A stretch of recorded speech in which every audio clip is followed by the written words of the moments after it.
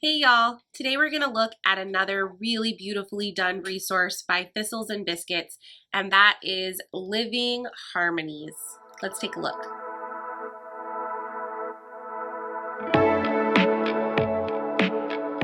First of all, welcome back to the channel. If you're new here, my name is Kaela.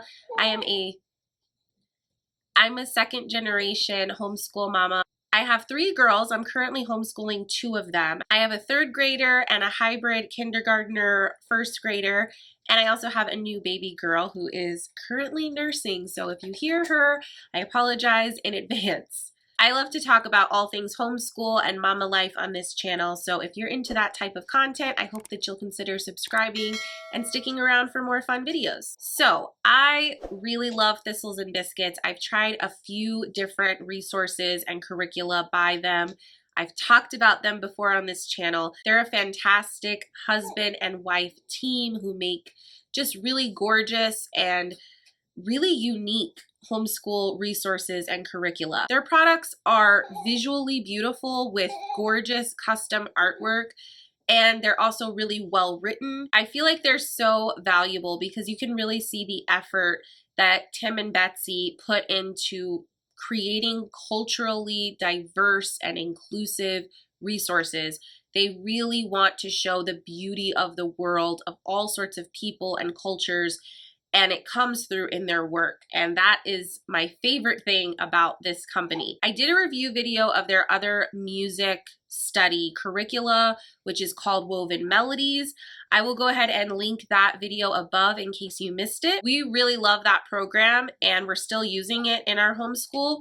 So I was really excited to be able to review Living Harmonies for you guys because it's kind of in the same universe, and of course also by Thistles Biscuits. And just a full disclosure, I was gifted this curricula in exchange for my honest review, and all of that was arranged for me via the Melanated Homeschool Review Squad, which I am a member of.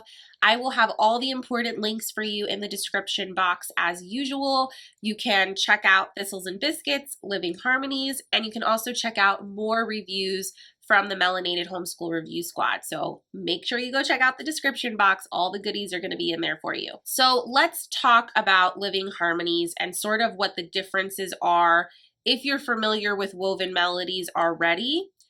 The 2 programs do not need to be done together or consecutively in any fashion. They are standalone programs. However, Living Harmonies is aimed towards a higher age and grade range than Woven Melodies. So if you do Woven Melodies with your kiddos and you really love it and you're looking for something to do after Woven Melodies, then Living Harmonies might be just the ticket for you guys. As with other resources by Thistles Biscuits, when you purchase this, you are getting a PDF document. So you're not going to get physical books like I have here. I went ahead and had these printed and spiral bound by my favorite homeschool print shop, Watson Family Press. I will go ahead and link them below as well. I absolutely love their work.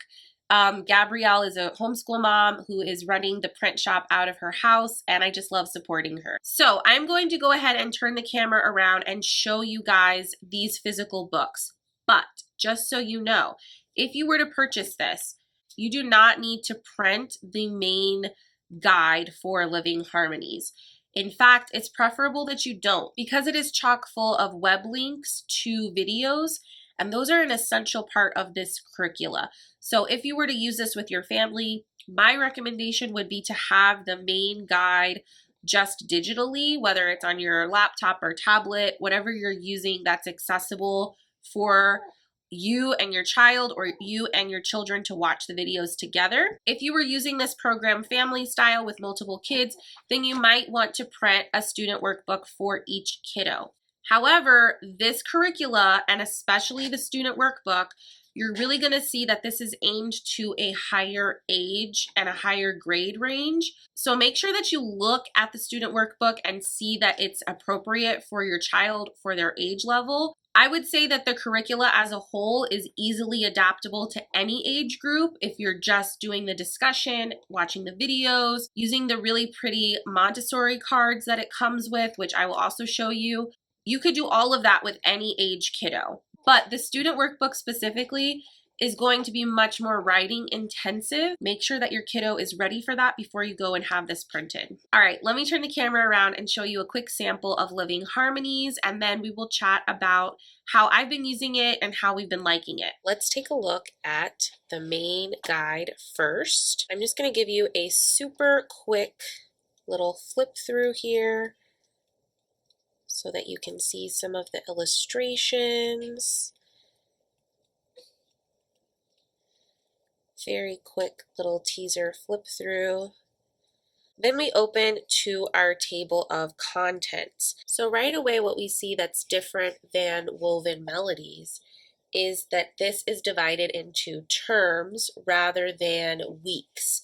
So we have an introduction, term 1, term 2, and term 3. A little section here about the value of studying music genres. Another little section that will tell you more about the curriculum. They go ahead and let you know that it's designed to be a year-long curriculum based on the study of 10 musical genres. And what they suggest here is to dedicate 3 weeks to each genre. In addition to the 10 genre units, there's also an introductory lesson, 2 fusion overviews, and a conclusion, so the total is 34 lessons.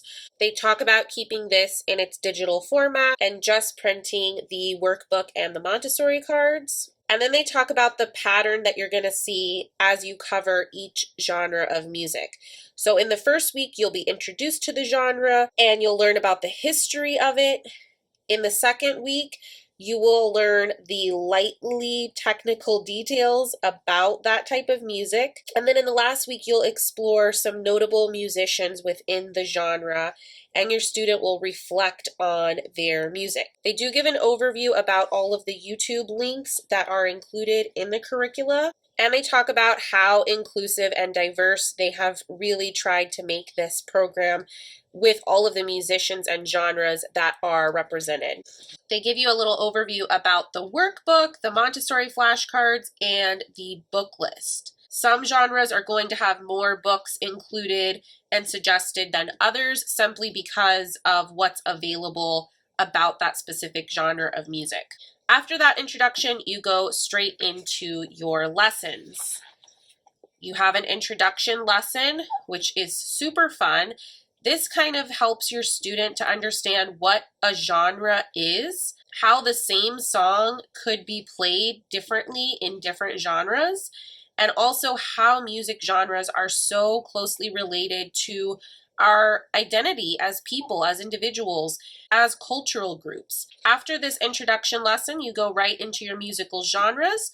The first one is flamenco, and then we see that it just follows that pattern we discussed earlier, and then you have your next genre of music. At the very end of this guide, you will have a conclusion lesson.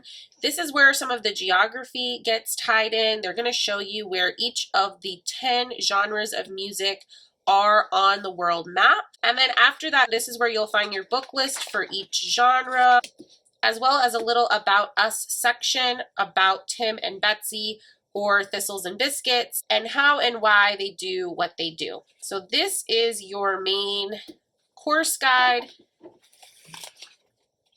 Again, you're going to want to use this in its digital format so that you can benefit from all of those links. Okay, the student workbook. This is going to be aimed for your older kiddos, your upper elementary, middle school, or high schoolers. You're going to have your table of contents. You're going to have a world map provided that can be used for your kiddo, for your student, to mark all of the different places of the world where these genres are coming from. And then you go right into your activity pages. For the introduction lesson, they do have an introduction activity page, which is really fun, where your kiddo can write about themselves. What type of music do they like? What are their favorite songs? And this is really fun to go ahead and do with your kiddo and then reference later on in the year and see how much this has changed. Have they learned about a new style of music that they didn't realize they loved before? what favorite songs can be added to this list. So I'm going to show you the activity pages just for one genre of music, the flamenco. As you can see, these are writing intensive. There are prompts, and then there are places for your student to write. There is 1 page per lesson, so a total of 3 pages for each genre of music. This last page does have a place for them to do an illustration, but for the most part, this is just writing. So because the student workbook is more writing intensive than my kiddos are really ready for, what I did, I went ahead and printed this because I wanted to show it to y'all and I wanted to look at it closely myself. I like having hard copies of things. But what I've been doing is rather than having them write in the workbook itself, I've just been looking at the prompts that are given for each lesson and sort of modifying it to be able to be more age appropriate for them, and then they can write their narration, their notes, whatever the case may be, into their graded school notebooks that we use for pretty much every subject. That's been working really nicely, and I think that that's a really good option for you if you're doing this family style and maybe you have an older kid who is ready to use the student workbook and do some more intensive writing, and then maybe you have a younger kid who wants to tag along. You could easily just incorporate these prompts as part of like a narration for your younger kid. The last portion of this curricula that you will want to have printed are the Montessori 3-part cards. The Montessori flashcards are hand painted. They're always gorgeous. Betsy just does such beautiful artwork.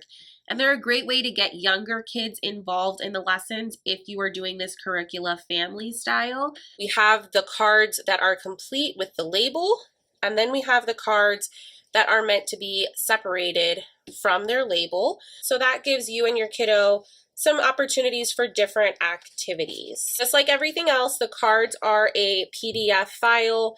So I went ahead and printed these, and then I just used my straight edge cutter to cut along the lines. Pretty easy, a little time consuming.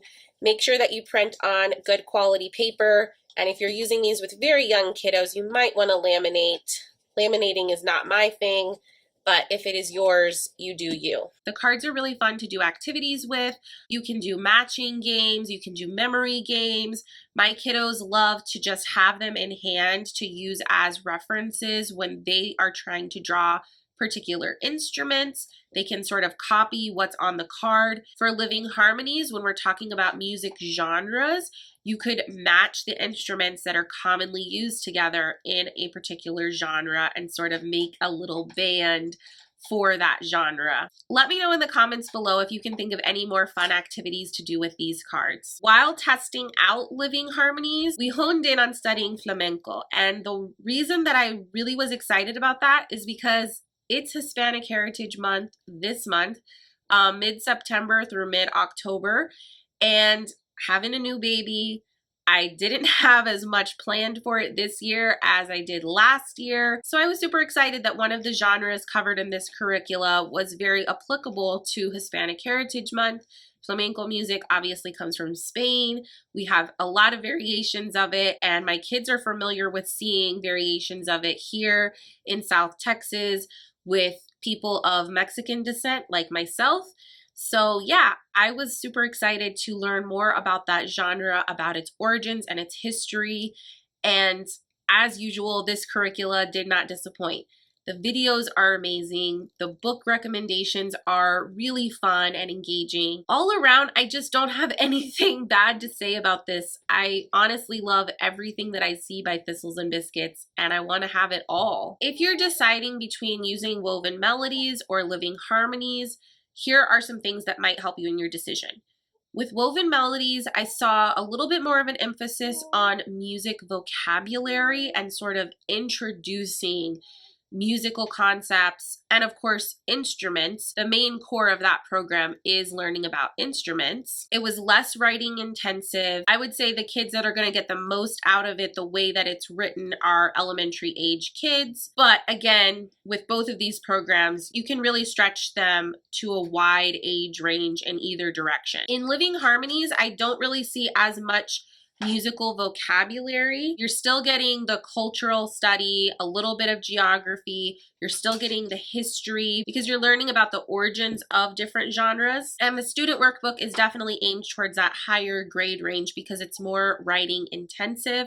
I would say this would be great for late elementary through middle school. I think even high schoolers would enjoy the student workbook, especially if they're super into music, but obviously totally adaptable to do with younger kids or family style. For us personally, we're going to continue using woven melodies for the rest of this school year, and I'm hoping to come back to living harmonies later when my kids are a little bit older, because I do want them to do the more intensive writing student workbook. I think it's so well done and well written, and I want to be able to use it the way that it was designed and the way that it was written. But my kids need to be just a little bit older and more proficient writers in order to do that. All in all, I absolutely loved Living Harmonies. I think it's really well done, just like Woven Melodies. They are unique and standalone, but I also think that they play really beautifully together and could be super nice to do consecutively in your homeschool. Let me know if you have any questions about Living Harmonies down in the comments below. I'd also love to hear any other resources that you've really enjoyed for music or for art. If you liked this video, I hope you'll consider giving it a thumbs up, and I'll see you in the next one. Bye for now.